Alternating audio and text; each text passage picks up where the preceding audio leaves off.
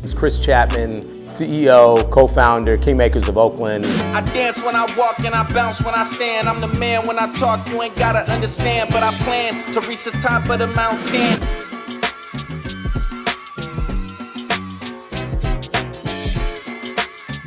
Born and raised in San Francisco, yet I've raised my family in Oakland. From my wife, LaShawn, who's the executive director of the National Equity Project.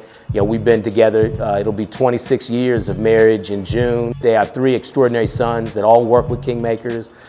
To go back to my origin story, having been adopted, which was a huge sense of, as a kid, your identity is based on mom, dad, and your community. And I think for me, although that was true, there was also this sense of, man, I didn't necessarily look just like my parents. Really epiphany that 2 parents would come along and claim me as their own. I became hypersensitive to kind of colorism at a very early age, just wanting to really truly understand who and whose I was. Then going to public school, which really at that point in time, kindergarten through 5th grade was not a place I experienced success. And where I began to realize I had a crown was, was Park and Rec, was summer camp, was where I had the opportunity to actually embrace beautiful, powerful brothers and sisters that might not have been teachers in a school setting, but they were teachers from a community setting. Kingmakers of Oakland was founded in 2018. We're a nonprofit organization really comprised of a community collective of just extraordinary people that are committed to improving the system, structure, condition, and culture that when sustained leads to improved educational life outcomes of Black boys.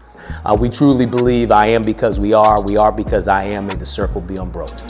One of our anchor foundational values is partnership, knowing that partnership is based on our proximity to others. Kingmakers of Oakland looks at this from a global standpoint, right? We're working with brothers in Ghana, then coming to the States. We have partnerships like with New Prophet. Locally, we're working with 40 Kings.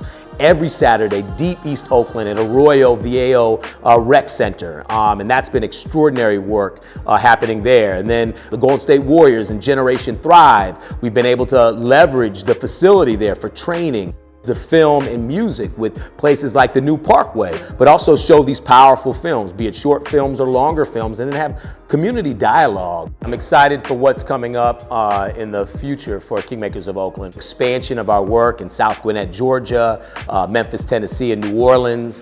For me, legacy is leaving the network and the net worth to the next generation, and not just my sons, but the community sons. I mean, to keep the movement going.